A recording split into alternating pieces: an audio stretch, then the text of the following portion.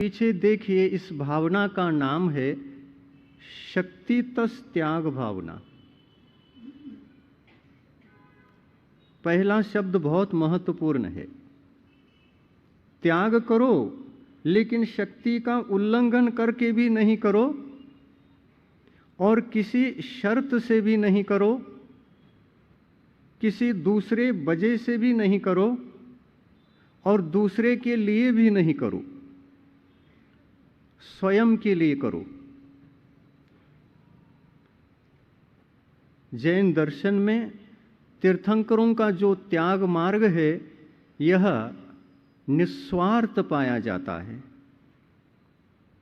इसमें जरा भी कामना, शर्त या अन्य कोई विषय प्रधान बन जाए, ये नहीं चलता।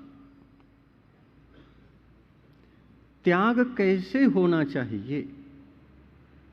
त्याग निस्वार्थ होना चाहिए, उसके पीछे कोई शर्त नहीं। अगर हम शर्त रखेंगे तो वह भावना व्यर्थ हो जाएगी। भावना का विकार शर्त है। शर्त में हट भी आ सकता है। हमने ये शर्त रखा था और ऐसा होना चाहिए था, ऐसा क्यों नहीं हुआ? इस प्रकार से शर्त के पश्चात हट भी पैदा हो सकता है, और हट पैदा हो जाए तो विशुद्धि ठहरेगी नहीं, विशुद्धि समाप्त हो जाएगी। इसी विशुद्धि की रक्षा के लिए जैन मार्ग में अभ्यंतर आत्म आध्यात्मिक साधना के पथ में इन सभी को पथ्य कहा है। पथ्य का पालन करो, ऐसा डॉक्टर कहते हैं। तो कौन सा पथ्य का पालन करना? तीर्थंकर प्रकृति का बंद करना चाहते हैं और शक्ति तस त्याग के माध्यम से आप प्रकृति का बंद करने की तैयारी कर रहे हैं, तो उस क्षेत्र में पथ्य भी आवश्यक है।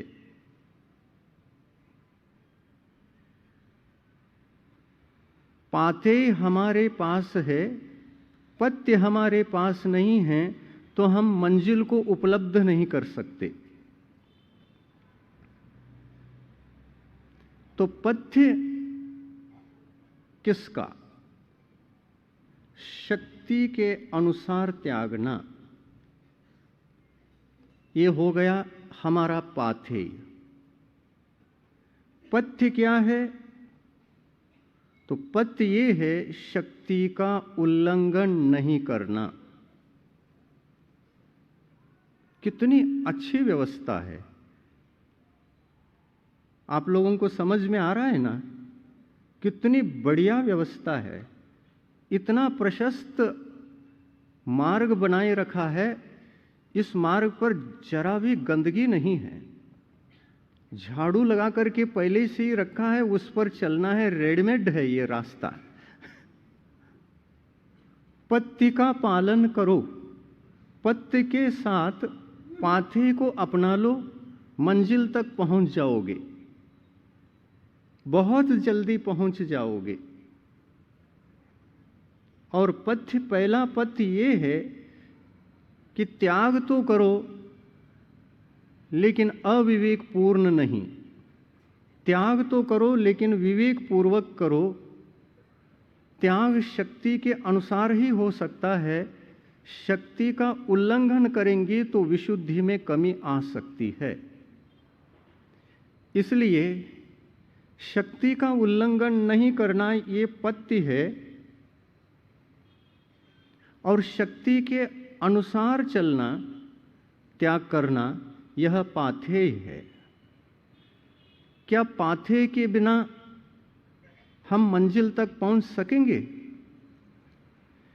और पथ्य के बिना भी क्या हम मंजिल तक पहुंच सकेंगे?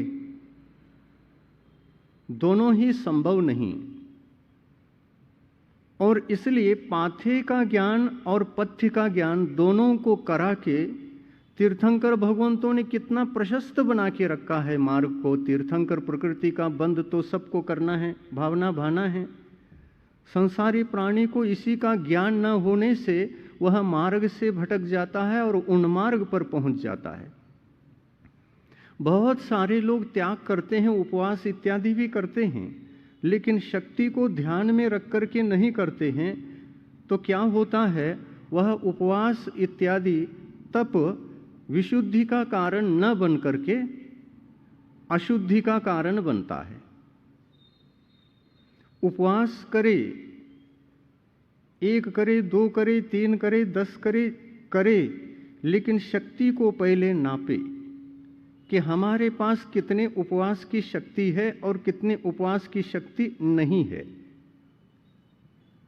क्या ऐसा सोचना त्याग से पहले और तप को ग्रहण करने से पहले सोचना आवश्यक नहीं है? बहुत आवश्यक है। और इस आवश्यक बात को ध्यान में न रखते हुए हमको तो केवल करने से मतलब है, क्योंकि फलाने ने 10 किया है तो हम भी 1 ज़्यादा करेंगे लेकिन कम नहीं करेंगे। तो ये क्या हो गया? कंपटीशन हो गया और वहाँ शक्ति को देखा नहीं गया। और इस प्रकार शक्ति को न देखते हुए दूसरे के वजह से,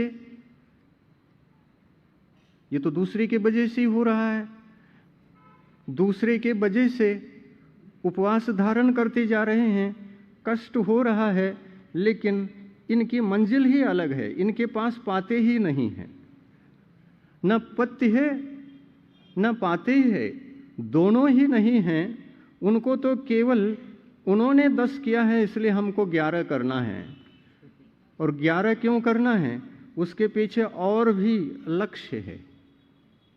दूसरा तो ये लक्ष्य है कि उन्होंने 10 किया है इसलिए हमको 11 करना है, और 11 करेंगे तो पहले स्वागत आदर सत्कार हमारा होगा, पश्चात उनका होगा। देखो ये क्या हो गया?